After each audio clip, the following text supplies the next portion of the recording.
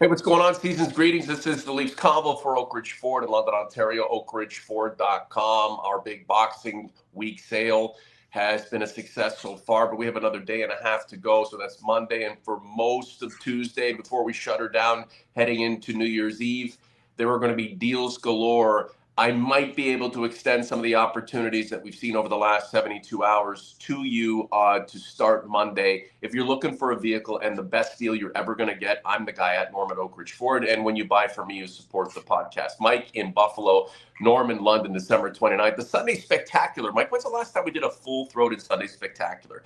I mean, we've just been all over the place, but it's nice to be home. This is our kind of rock, our Sunday show where we can kind of sink our teeth into the Maple Leafs, who haven't been playing too well. I think about 5-5 in their past 10, 3 losses in their past 4 games, picking up a win in Detroit, but last night not looking too good against the Washington Capitals. Austin Matthews still on the shelf. We know he's skating, but we don't really have a timeline as to when he's going to return, nor will we probably get a timeline at any point. He might just arrive and show up. So a bit of a mishmash today, Mike. We're still in holiday mode, looking for some content that we can, incorporate into the show from the OGs and converts as they come on board. So what are your thoughts, Mr. Augello? A 5-2 loss to the Capitals last night. Alex Ovechkin moving closer to reaching and then most likely eclipsing Wayne Gretzky's record. Not the biggest fan of that, but it is what it is. Good morning. How are you? Good morning, Norm. The weekend, just like last weekend with the back-to-backs, the Leafs win the opening half in Buffalo with Matt Murray in goal. They play their starter, Joseph Woll, and they put a turd up against the New York Islanders. This weekend, they have Friday night against the Detroit Red Wings. I think they played really well. Mitch Marner had a great night with the Hattie. And then in the second, with Joseph Woll playing really well in goal, and second of back-to-back, I don't think played a very good game. Now, Matt Murray was not as good as he was in Buffalo, so I think that was a factor. Obviously, I think the two goals the first 2 Washington goals were not good. One was a short side goal. One got underneath his pad. Maybe that comes in time if he gets regular work, but he's not going to get regular work because he's basically playing back-to-backs while Joseph Woll is the primary starter until Anthony Stolarz gets back. But this is why you brought in Matt Murray, because Matt Murray is this year's Martin Jones. The one thing about this year is, if what happened last year happens again, Martin Jones played like 12 or 13 games in a row. He was able to handle that workload. I don't think Matt Murray can do that simply because of his injury history, and they're sort of spotting him. And they're getting what they paid for. They paid for less than $1 million for a third goalie, and that's what you got. But right now, the concerns of the Leafs have to be more than just the goaltending. I think it's sort of a lot of concerns that may have to be rectified via trade before the deadline, but some of them might not be able to be. Yeah, you're getting a little bit of a tidbit from one of your colleagues on a potential trade that could benefit the Maple Leafs. We'll get into that in a little bit. This is the Leafs Convo for Oak Ridge Ford in London, Ontario, oakridgeford.com. 2 losses to the Caps in 1 month. Right? I know they beat them in overtime earlier this season, but get up for the bloody game and pick up those 2 points. Well, they are one of the best teams in the league. Sure. And if you remember the game that they won in overtime, but so are the Leafs. Well, that's yet to be seen. We don't know that. We think they are, but they haven't been really. For just the Washington thing for a second. Okay. The game that they won, they were down 3-1 late in the third period and got 2 goals, I think, in the final 3 minutes of regulation, and then won in overtime after I think Woll made an unbelievable save on Ovechkin. Okay, so they won that game, and the last 2, I don't think they played particularly well. But it is one of the best teams in the Eastern Conference. Spencer Carberry, former assistant coach of the Leafs, and we know Alex Ovechkin just loves playing Toronto. But that being said, this team didn't do much last night, Mike, except score an empty net goal.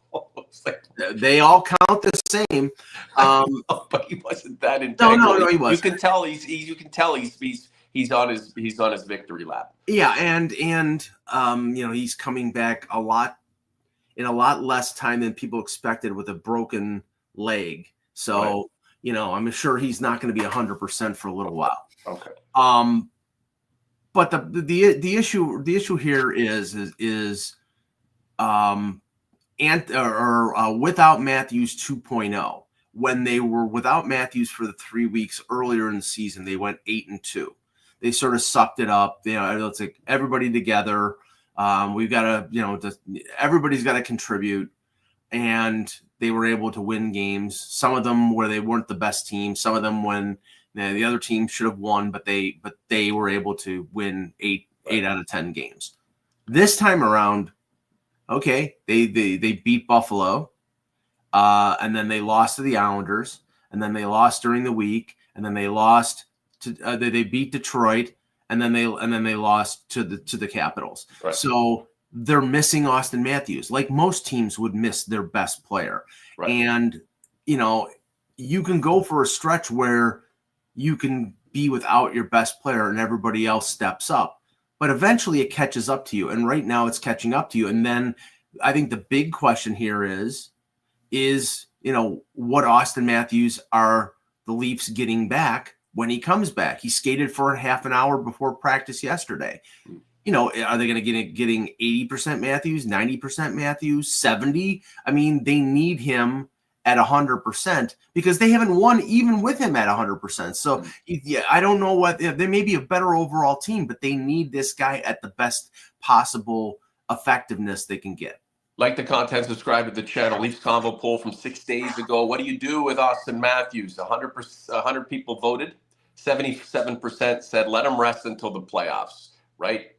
Put him on LTIR, reallocate that money elsewhere, do what you have to do strategically to, keep the train on the tracks. And if he's back in time for the playoffs, then you let him reemerge and unleash him. Hopefully he's healthy. And, I've heard that opinion from other people as well. And it's like, again, we can't accurately judge this situation without knowing what the injury is. Him staying off the ice until a week before the playoffs may not solve the problem. It could be a lower back issue. It could be a sports hernia. If he had surgery, and I can only assume based on what hasn't been done so far. Remember, he missed a stretch at training camp. He missed 3 weeks earlier in the season. Now he's missed 4 games, a little over a week. If this was a problem that they thought could be solved in season by injury or during the preseason by surgery, they would have done it by now. What this is telling you is that this is a chronic problem that maybe can be rectified by surgery during the off season when you have 4 or 5 months to recuperate. But I don't think it's in the plan for them to sort of I think they're going to load manage him. I don't think they're going to sit him out and have him just put in bubble wrap until the playoffs, because the problem might not get any better. So that's the issue, and we just don't know what this situation is. Over the last several shows we've discussed this at length. We continue to do so in this moment. We really have no answers, Mike. Right? And you hit the nail on the head in terms of the uncertainty. He comes back. What kind of Matthews do we get? Right. He's either hurt or he's healthy. He can't be a bit of both. And if he is, you're not going to get the quality that you need right now. Look, even if he did return as healthy as he possibly can be, trying to acclimate himself back into the mix. If it's a 10-game stretch where he's been out, or a 4-game stretch and then he's back for 2 and then off for a couple more, he is not going to put up a 5-goal game when he returns, and then another 4-goal game, and then just light the lamp to the same degree that he has been over the past 6, 7, 8 years. He's going to have to bring other aspects to the potential success of the Maple Leafs that he has capable or readily available when he is at his best, or as best as he possibly can be considering the circumstances. You're just looking at this team right now, and going back to last night's game. I mean, you have Matt Murray in that he was not sharp. And, he did get that win and coming back after 2 years off, which was a nice story. But, reality seems to have set in a little bit. And it wasn't like he was under siege all night. You've got Tavares scoring a goal and McMahon scores a goal. Marner a couple of assists and doing his thing. But the secondary scoring, the support scoring has not been consistent this year. The three of the core four have been doing well. Matthews last night, if healthy, could have been the guy who tied the game. Could have been the guy who added that extra scoring that was needed. And that's the thing, right? Not having him there doesn't mean you can't succeed. But at some point, what is lacking with his absence, is going to, bear the results that you don't necessarily want. And that's the problem right now is with Matthews, he comes back. If he's not ready fully, what does he totally contribute? But as time goes on, his absence looms larger. I just don't know if this team's goals are going to be able to be met without having a guy like that back in the mix. The margin of error for this team without Austin Matthews is greatly reduced. Right. If you make defensive gaffes, you have Austin Matthews, who scored 69 goals last year, and you can make a comeback. This team falls behind. Goals are not as readily available. And the point that you made about secondary scoring, I mean, that is definitely an issue. And, I know that some people were like, well, where's Matthew Nyes? Matthew Nyes is 22 years old. I mean, you don't expect this guy to be a regular 30, 35 goal scorer in his second full season. You hope that's going to happen. You hope that playing him on the top line with Matthews and Marner. But Matthews is not there. So it's now Tavares and Marner, or they switch Pacioretty on that line, and it's Pontus Holmberg and William Nylander. So, that's a dramatic drop from Austin Matthews. Now, I believe, and I think, I know that we're going to talk about some rumors out there. I believe that the uncertain situation of Austin Matthews going into the playoffs, and we know, okay, in a first round series, if they finish first or second place, it could be Boston, it could be Florida, it could be Tampa, whoever. You've got a bunch of mean bastards in this division.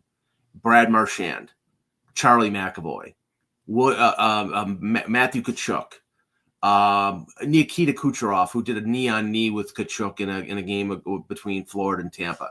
You don't think they're going to zero in on Austin Matthews and cross-check his back or his hip or whatever? They're going to work on him like any team would work on a sore spot.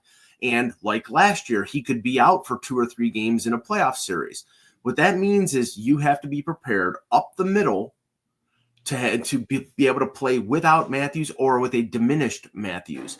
And as a few years ago when they had Ryan O'Reilly and they had Tavares and O'Reilly, and they played O'Reilly on the wings sometimes, but in the playoffs, they played him on the third line at center. And you had depth. You had Matthews, you had Tavares, you have O'Reilly. You are going to need, I think, priority A for this team before March the 7th is going to be to add an experienced center. And the name that has popped up from people like Pierre LeBrun, who know what they're talking about, is Yanni Gourde, the former Tampa Bay center who's now with Seattle. He's an expiring contract. He's having an okay year. But he's a veteran. He's experienced. He could step up higher in a role. He's not a great offensive player, but he's got experience, and I believe he can play special teams in terms of penalty kill. So that might be a guy that's on the Leafs radar. It's not going to be cheap, but if they have goals of winning a Stanley Cup or at least advancing a few rounds in the playoffs, I'm fairly certain that priority number 1 is a center. Well, he's not the only Quebecois that the Leafs are being rumored in terms of their courtship. Potentially, we'll get into that a little bit more. This is the Convo for Oak Ridge Ford in London, Ontario. OakRidgeFord.com. Like the content, subscribe to the channel. last night the Leafs are behind. They need somebody who, once he gets the puck on his stick, could be precise, score a goal, get them back into it. Pontus Holmberg had the opportunity, and it didn't go too well. I mean, he's got cement hands. Jason Sparks, thanks for being here, Jay. Can we be done with the Pontus Holmberg experiment? The guy chops the puck into a square, no quality depth. I mean, again, when Matthews is out and not delivering, and this team isn't scoring like it has over the past decade, you're going to ask guys like Pontus Holmberg to somehow chip in on a collective and make up for it.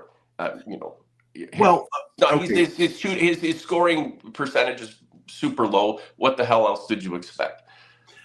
Jason, I have less a problem for a guy like Pontus Holmberg who's making $800,000 a year. Not being a hack, but he's a limited player. I mean, but he's got good speed. He can penalty kill. If he's in your fourth line role, that's fine. You don't expect those guys to score. The problem is you got a $2.4 million guy playing the fourth line because that's all he's capable of doing, named David Kampf, who great. He scored in his 500th game, I think it was, on Friday. That's wonderful. He's got one goal and he's making $2.4 million, and he's got another 2 years left in the contract. Not a good contract right now. Not a good player. This is not the guy who they signed to that long-term deal. And I'm just checking it. It was Kyle Dubas who signed him. So there's the gift that keeps on giving with Kyle Dubas. And I'm not as anti-Dubas as a lot of people are, but I didn't like that contract from the very beginning. Now, when the cap is going up to $100 million, a $2.4 million cap hit is not onerous. But you need these guys to contribute and be effective. And he has one goal. So that's, so if you have, and maybe that's the guy, maybe Seattle in a deal for Yanni Gourde, because somebody's saying, well, what assets do they have? Well, they do have assets, and it's possible that a Seattle would want a guy who's got term on their contract, because Seattle, may have difficult times getting players to sign there. There are other teams that have difficulty getting players to sign there long term. So, I don't think it's impossible for them to sort of get rid of Camp or maybe flip him in another deal. But they need to improve up the middle. I actually think Connor Dewar has been better up the middle on a bottom six role than Camp, and Camp comes back, and he's just come back from an injury, so give him a little time to sort of get back in the swing of things. But it's been a long time since he's been a really effective player. If Austin Matthews is healthy and he's played pretty much every game this season and he's got 28, 29, 30 goals, we're really not belaboring the lack of offense from the bottom six because it's covered. Right? Mm-hmm. But there's a glaring hole right now. The Leafs aren't scoring at the clip that they really should. They have been keeping the puck out of their net better than they have. However, that's starting to trend in the wrong direction. Right. But as a collective, when you have somebody who is just so meaningful to the group, who's either not there or not playing at the level they usually do, there has to be compensation. And when you look at the list of guys who've played substantial amounts of games this season and really haven't scored a hell of a lot. I mean, look, Max Domi, 3 goals. Nick Robertson, six goals. Fraser Mitten's been out of it. He hasn't played that much. He's got 2 goals. Pontus Holmberg, 2 goals in 32 games. David Camp, a goal, as you said. Ryan Reeves, thanks for showing up. No goals in 24 games. Connor Dewar, no goals in 19 games. And I'm just kind of looking at the forwards right now. And Steven Lorentz, 3 goals in 37 games. I mean, those stats aren't as big a deal when Austin Matthews is scoring at peak, but he's not. So, I mean, and you can't really point the finger at the other 3 because, geez, they're all having incredible seasons. Yeah. But as time goes on, that absence, that absence has more of an effect and more of a negative effect, as you're looking for that extra scoring when guys like Marner or Nylander just gripping it a little bit too tight that night. And so far, you can't expect that from the bottom 6. So, here's where we're at right now. Dominic S., The Leafs are a frustrating team to watch. Sometimes it appears like they can't lose, that it feels like they aren't going anywhere. Right. Well said, Dominic. I mean, we all feel it. I mean, we believe it when they do well, and then we become we lack belief when they start to fail. And this month has been typical of that that up and down feeling that a lot of fans have had because the play has been up and down. Well, I mean, and Dominic in a later comment said he'd rather have Fraser Minten up than Pontus Holmberg. And I mean, I agree with what the organization is doing right now because Minten was playing maybe 11, 12 minutes a night in the third line role. You want this guy to be playing 18 to 20 minutes a night, playing power play, playing penalty kill if the Marlies using that way, playing top line, getting a lot of ice time, getting a lot of experience. There's nothing stopping them from later in the year bringing him up. And if things move around, and they believe that he can handle it, and I think they like him, and he's a very intelligent kid. But they don't want to put him in a position where he can fail this early on and be dependent totally on him. Now, some of the names that you mentioned, I have no problem with Steven Lorenz scoring 3 goals in how many games. Steven Lorenz is a fourth line guy. He's physical. He penalty kills. He's a big body. He hustles. He's an energy guy. Those guys, if you get 10 goals out of them, you can't really complain. I have a problem with Ryan Reeves being a completely useless player who does not score, does not do what he's supposed to do, fight. Sometimes is a 0 physically, which is what he's supposed to do. If you're going to be playing a bottom line, fourth line role, then at least make the other team feel pain. And that's it's energy, it's physicality. That's what you need to do. Max Domi has been much better of late. That third line with McMahon and him and Robertson have been scoring a lot better than they had previously. So that's encouraging. But right now, the problem is because of Matthews being out, it's a domino effect and everything goes down. Everything drops one level. You're probably one of the best second line centers in the league, and John Tavares is now forced to be your first liner. And he's a good first liner still, but he's better as a second liner. It gives your lineup depth, and they have no depth. Right. And for Tavares, where he is in his career and the way things have gone so far this season, this resurgence, I mean, he has to have some protection. And when you're running you're the top line center, I mean, there's just more work to do that's not necessarily beneficial to you and your personal goals, which is okay because that's why you get paid. However, I mean, when you have more of a good thing, the opportunity to create great things is even better. And that's the issue right now with the Maple Leafs. And the reason I'm pointing out the lack of scoring from all these guys who played substantial games is that they're doing what they do. The issue is the guy who typically does what he does can't do it because he is not healthy. We've got March Hare, 22. They lose statement games. I mean, it feels that way, right? The Ottawa game when it was the opportunity to take out Ridley Gregg, who started. And that's the thing about the centers. They had him out there for the face-off. That didn't go well for them. They have beat Boston. They didn't do well versus Florida. Mike, is the idea of a statement game something that we just cook up and want to see for retribution, or is there something to it? I think it's partially that, but for example, based on the way that they played recently, I was fearful of what team we would see when they played in Detroit on Friday. Detroit just fired their coach. Right. Usually there's a team gets an emotional bump out of first game under a new coach. They played badly in Detroit very recently this month, and they jumped on a scrambly, uncoordinated Red Wings team and got a victory.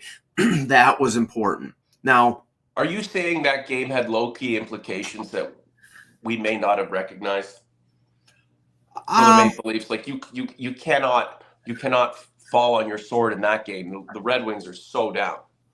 Well, 2 games in the last 2 weekends where I was, and maybe it's just me being, based in history, and looking at this team and expecting them to lose when they should win. But 2 games on 2 consecutive front ends of back-to-backs in buildings they traditionally do not do well in Buffalo and in Detroit, they opened up a can of whoop ass on the Sabres, who were in the midst of a 13-game winless skid, and against Detroit, who had just fired their coach.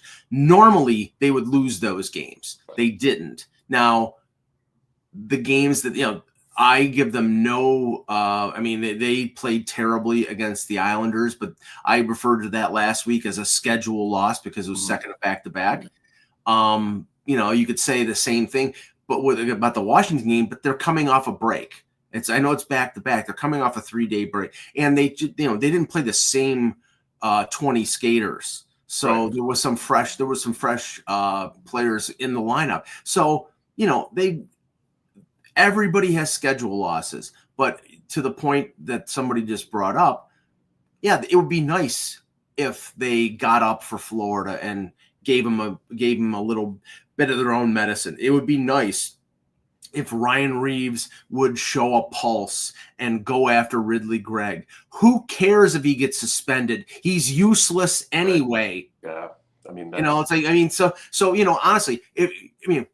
Morgan Riley did something last year which every Maple Leaf fan applauded, and he got suspended for 5 games. But the respect, I'm sure, in the room and the respect from on the part of the Leaf fan base, it cost him money, but I think that increased. Ryan Reeves, all he's good for this year so far has been a cheerleader on the scoreboard at Scotiabank Arena. And he wasn't in the lineup last night either, right? So, had he been no, and that's a statement there as well. Is in the second of back-to-back games last week they played Reeves and he was a ghost. This time around, if he did play, did anybody notice? And if he didn't play, people noticed. Well, with Tom Wilson on the other end, why wouldn't you want him in the lineup? Well, Tom Wilson had Wilson's he had a full cage on, so he's not going to be dropping the gloves. Right. So, then what's the point of having Reeves out there anyway? Well, I wasn't considering Reeves a fighter because I haven't seen him fight that much, but that's supposed to be what he is. To be somewhat of an antagonist, right? That's what we've been looking for. Our feelings on Reeves are well known, but there's always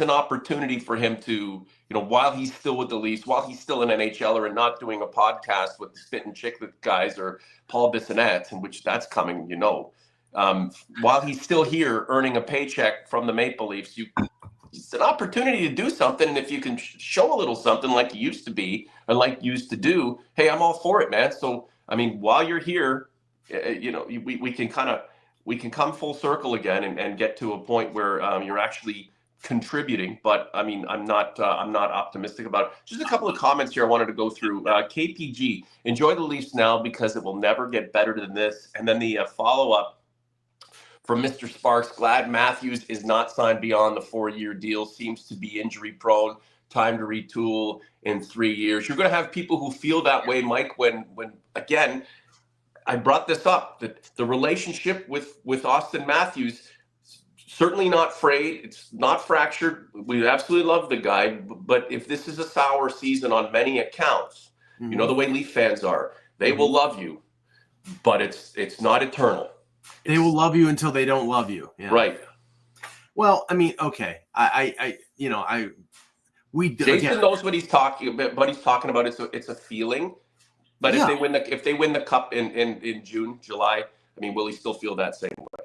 No, of course not. And but the issue here right now, and we cannot properly analyze it without the accurate evidence of what exactly is wrong with Austin Matthews. Now you can say, and I understand that point of view, is like, okay, I'm glad we didn't sign him to an 8-year contract at 13 and a quarter. If he comes back and he's fine for the rest of the year, you won't be saying that because this is one of the best players in the league. But this is not a perfect team, and they haven't proven anything.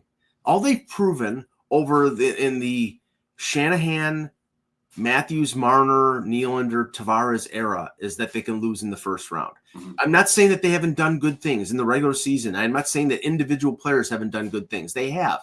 But as a total, as in total, they haven't done anything except win one round in 8 years. And Leaf fans are skeptical. and it's that's on all of them, Mike. Everybody wants to pin the blame on 16. Yeah, he hasn't been great in the playoffs. It's not on all of them. It's on all of them. And it's like, honestly, you cannot blame Mitch Marner right now because he's doing everything he can this year. Now he's doing it for a reason. I mean, money is Who doesn't, Mike? Right. Money is a great money is a great motivator. Getting a long-term deal is a great motivator. Your buddy Juan Soto had an incredible season with the Yankees, and he's got paid $700 million that he's really not worth, but got it anyway from the lunatic Mets. Exactly. And honestly, there is no loyalty in professional sports. Now, with Marner, I think he does want to play in Toronto. But okay, how do you prove that? And we'll get off this in a second. How do you prove that? You take a little bit less, but he's not going to do that. He wants, Can I throw something out here? This season is a 100-point season, but Matthews is in and out of the lineup. There's obviously injury problems. Yeah.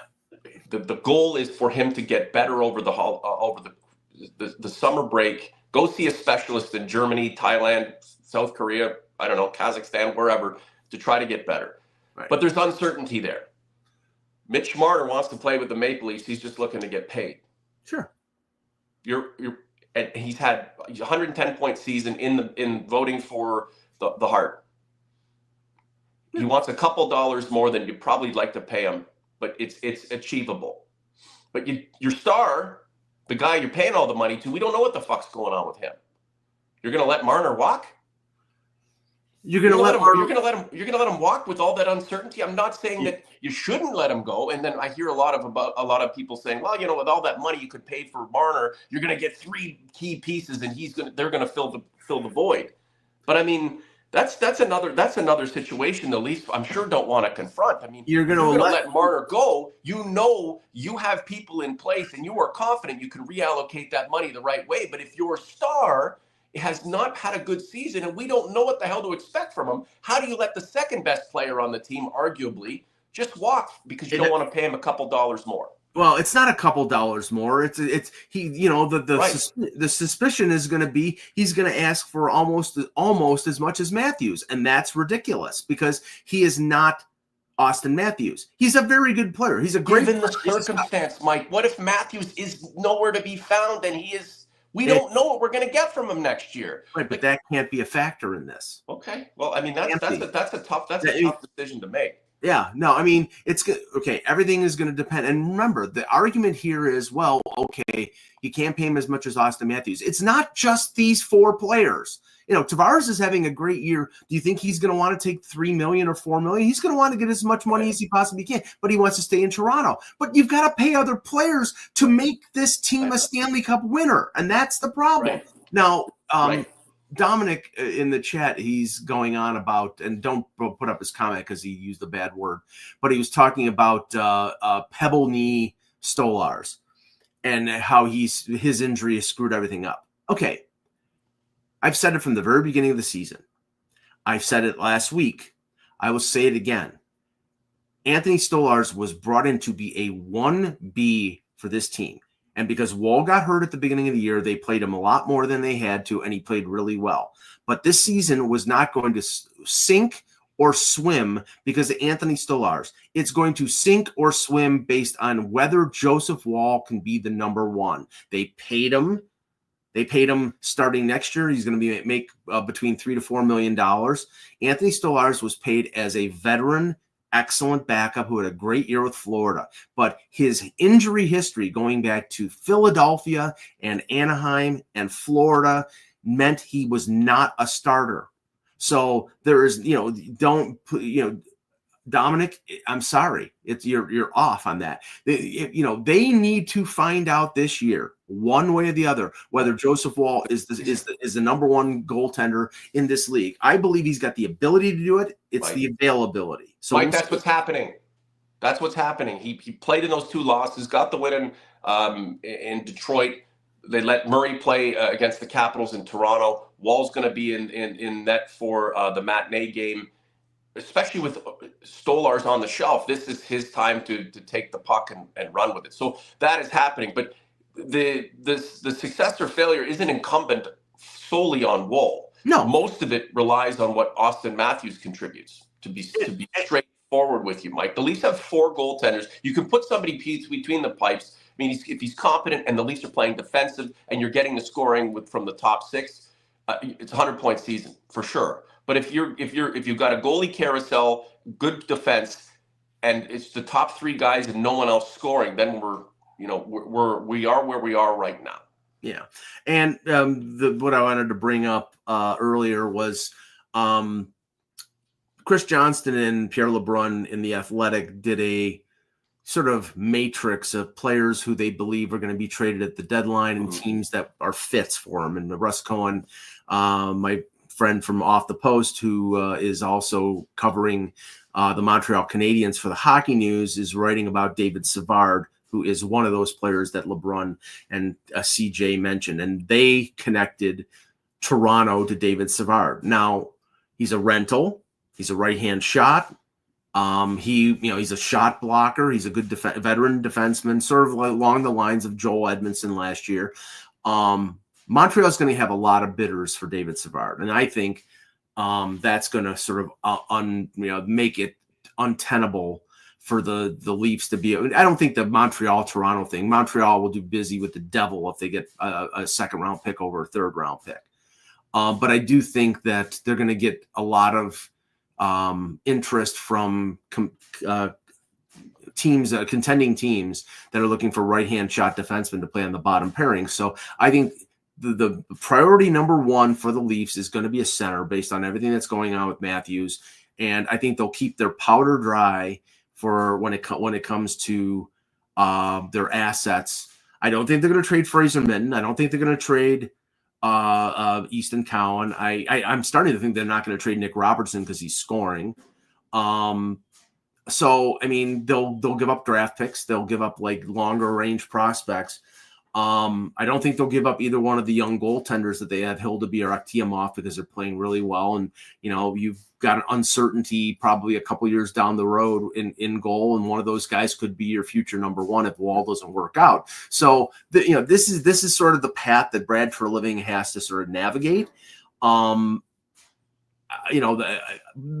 question that comes up, Norm, again, is the question that I ask every year on March the 7th or whatever the day of the deadline is. Is the trade that you make going to win you or make you very possible to win the Stanley Cup? And if it isn't, if it's just a win around or if it's just to improve, then you don't do it because you have limited assets. So you don't do it. And you certainly don't trade a player like Easton Cowan, who looks like he's going to be a pretty good pro, or Fraser Minten, who's an intelligent center. Don't trade those guys. So that's, those are the dilemmas that Brad Treliving will have in the next couple months. You want to win. And you want to make the acquisitions that you believe will help you win. And that's the goal of every team that's in contention. But when the largest component of your success is not right, I mean, how do you make those adjustments? And make them in a concerted, proper way. That's going to be a factor, Norm. I mean, like if Austin Matthews' whatever injury is wonky enough at the time of the deadline that you don't think he can make it through the playoffs, then they might just say, we're going to stand with what we got because we're not going to waste assets to add a player. If we don't know Matthews is healthy, then we may not think we can win the Stanley Cup this year, and we're just not gonna just not waste assets on a futile gesture. If they do, they're going to move things around, and I'll predict right here: either Ryan Reeves will come up with a mysterious injury on March the 1st that'll keep him out the rest of the regular season, or he'll be waived to open up most of his salary. They will make moves before the deadline to open up cap space. And if you can open up $1 million or over $1 million to send somebody down to the minors, I think they'll do it. So even if it's a temporary thing. So there's a lot of maneuvering and a lot of potential maneuvering we'll see. And that trade season is going to start really in earnest probably in the next week or so. Don't you think they are better suited and can navigate the landscape of potential trades to come if they set number 34 aside for a considerable period of time, open up some opportunity financially, and then bring him back when the going's about to get really tough? Hopefully he's healthy at that point. Wouldn't it be easier for them to make these kinds of moves and just kind of, as opposed to this patchwork belief that he's going to be back and then he's not, and then really. Yeah, but you're talking about half a season. I mean, you can't keep him. I mean, we talked last week about keeping him out of the Four Nations face-off. Imagine Brad Treliving and Craig Brewery going to Austin Matthews and say, "You need to sit out the next 40 games so we can put you in bubble wrap for the playoffs." He's going to tell you to go screw yourself. Right. It's like, no, it's like, I mean, he's going to try to manage this injury, whatever it is, throughout the rest of the regular season and the playoffs. And then maybe there's a surgery in the offseason. I'm just guessing because we don't know what it is. But, I mean, no, I think, if you're talking about this is a chronic problem and on March the 1st, with 6 weeks left to go in the regular season, that he goes on LTIR. And they use that cap space, like sort of, Dallas right now, Tyler Seguin is on LTIR, and I think it was a labrum, a hip injury or shoulder. I can't remember which, but he's out 4 to 6 months, which just sort of coincides with the beginning of the playoffs. So he's out for the rest of the regular season, and they're going to use his $9.5 million to add players at the deadline. The difference is that Dallas is not Toronto. Dallas, they need maybe 1 or 2 defensemen. They're loaded at forward. They have Jake Ottinger, who's one of the best goaltenders in the NHL. They're 1 or 2 players away from potentially getting out of the West and winning a Stanley Cup. Toronto's got to get through Boston and Tampa and Florida and whoever comes. That's why I'm saying the Eastern Conference is a mother, and it's going to be a tough road to hoe. And it's going to be a tough road to hoe just to get out of the Atlantic Division. Right. Right. And in the meantime, we're relying on the guys who can suit up every night to hold down the fort. It's not like things are crumbling around this team, but to not have Austin Matthews there on a consistent basis and to lose all of that offense. I mean, the Leafs have done pretty well considering they're up tops in the division. Goals for, they're in the top third in the league. They're about mid-pack goals against because they've given up so many bloody goals over the past 2 weeks. So they've been doing pretty well. And like OG's converts, we're in the moment talking about this. They're coming off a 5-2 loss. Electric progression. Last night was the goalie's fault. Same awful play by Murray. We can throw him a bone because he's only been back for 2 games after missing nearly 2 years. But, he was just somebody to stand in while Joseph Wall got some rest. The thing is, it's not that terrible. I mean, it's actually been a successful season. But we all know that the benchmark for real success is so much higher than just kind of everyday put it together and see what you get kind of success that the Maple Leafs have been able to accrue year in and year out. But really, beyond the superficial successes, have never really been able to take it to that very next level. I just want to get to a couple more comments, Mike, because we do have a lively chat, and it's nice to see people joining us for the Sunday Spectacular. Robbie Robertson, the defense group, also hasn't produced many points, if any, which isn't helping the low scoring. That is true, Robbie, but for the most part this season, it's been a very locked-in defensive group led by the likes of Chris Tanev, and if we're getting the scoring from the top 6 and some tertiary support scoring from the bottom 6, I don't care how much I get from the defense as long as they help to keep the puck out of their net, Mike. Yeah, I mean, you're going to get offense out of Riley and to a lesser extent Ekman Larson. I think probably Riley will be in the 45 to 50 point range if he continues to be the point guy in the power play, and Ekman Larson probably in the mid to high 30s. But then McCabe and Tanev, I mean, they'll have 20, 25 points, and who knows what you're going to get out of the bottom pairing. If you're getting offense out of your forwards, you don't need a ton of offense out of your defense. It's nice to have Cale Makar. It's nice to have Quinn Hughes.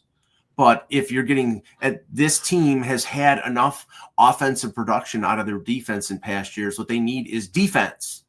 If you want to see how, I mean, if you got a guy who doesn't score points like Justin Hall and he can't play defense, then, there's a problem there. You need them to be at least good at one aspect. And this group has been good in their own end. And this team has been sorely lacking with players on the blue line that have been good in their own end. So I think Leaf fans should be happy with where the blue line is. Yep, absolutely. And again, the reason we discuss their lack of offense is because the guy who produces so much of it and has done this since he entered the league back in 2016 is not himself. 11 goals from Austin Matthews. That's great.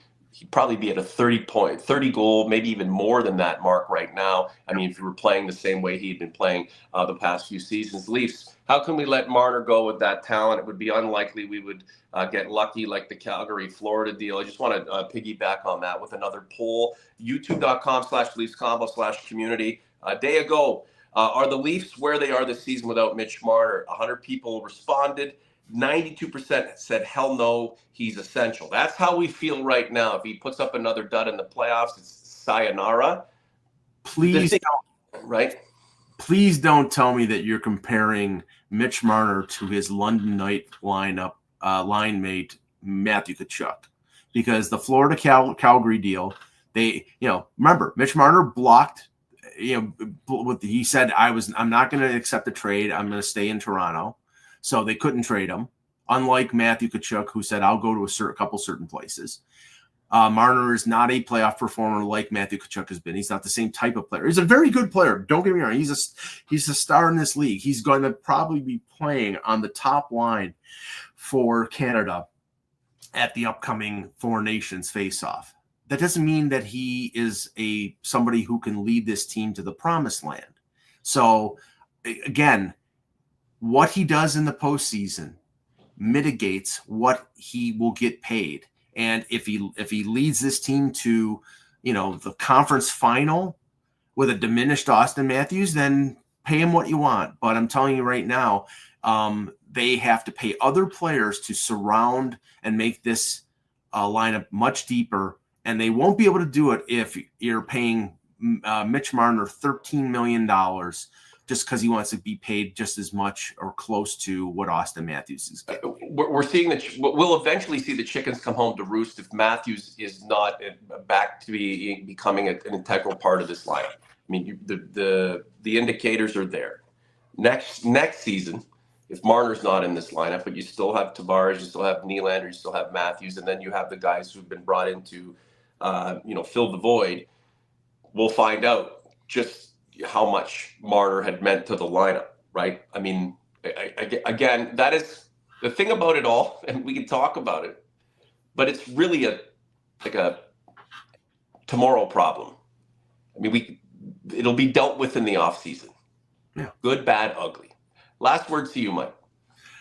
Yeah, I just look at this team right now, and they're significantly better and more well-rounded than the team that was there at this time last year.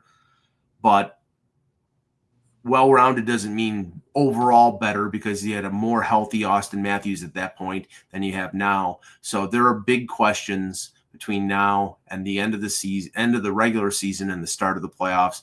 What Austin Matthews will we get?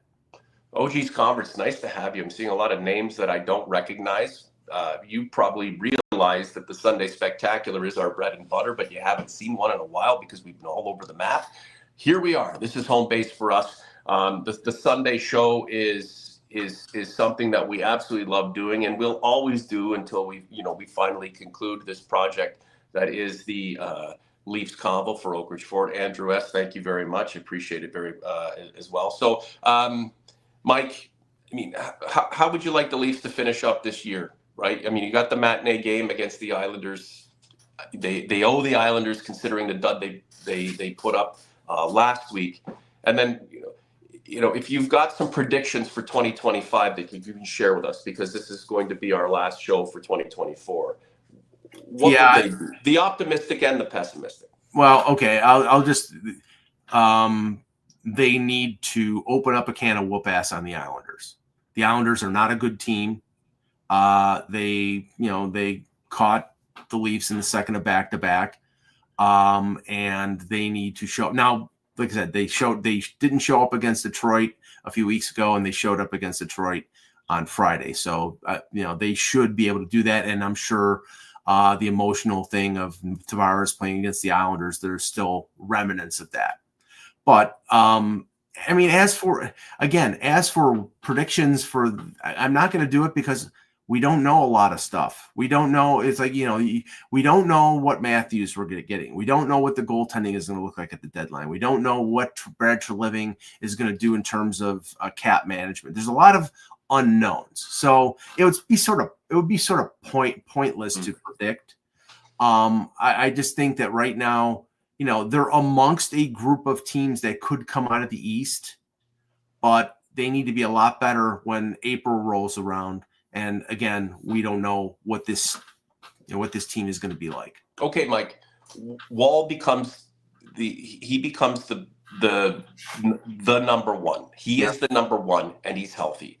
Right. Austin Matthews gets back in the mix mid-January, and he plays 15, 20 plus games in a row. It looks like he's ramping up, putting the biscuit in the basket. The Leafs find a way to pick up Yanni Gourde and then bring in David Savard. Mm-hmm. Does that team have a shot? Then they have to get over the one hurdle that they haven't gotten over in 8 years, the mental hurdle. Because this team has been good enough to win some of these playoff series, and they've only won one. Mm-hmm. Even if they add a Yanni Gourde who's won 2 Stanley Cups, I think David Savard was on one of those Tampa Bay Lightning teams that won a Stanley Cup. He's an experienced defenseman. Even with all that, you've added Joel Edmondson, who won a Stanley Cup. You've added Ryan O'Reilly, who was a Conn Smythe Trophy winner. Right. It didn't help them get to the promised land. That is up to the core group. That is why people advocated last summer that the core group be broken up, or at least one or more of them be traded off and change the chemistry. That didn't happen. If they fall short again, where do you think the onus is going to go? Right on that group. Right. Health, acquisition, attitude. 3 big words for 2025 for the Maple Leafs. If they can conquer a couple of those, they've got an opportunity. If they can conquer all 3 of them and then some, who knows? We may see something we haven't seen before in terms of a collective with this group since it got started back when Nylander was drafted. Austin Matthews followed suit. Mitch Marner came on board. John Tavares was signed. Mr. Augello, I hope you have a happy new year and don't go too hard, as we know all Italians in Western New York do, on December 31st. And then we will reconvene here in the very near future. The Sunday Spectacular, guys, that's where we're at. That's why you have to follow this podcast. That's why you have to click on all the notification bells and icons and all that stuff so that you're aware of our start times for Sunday. But make no mistake, with information ramping up and all the things that are going on with the Maple Leafs and the stuff that can break, we may throw a couple of shows into the mix during the week outside of what we typically do with the Sunday Spectacular. Mr. A, I hope you have a great day, man. Thanks for everything in 2024. I don't know about the Maple Leafs, but I know 2025 will be our best year yet. For Mr. A, I'm Mr. J. Happy New Year, everybody. The Leafs Convo for Oak Ridge Ford in 2024 is out.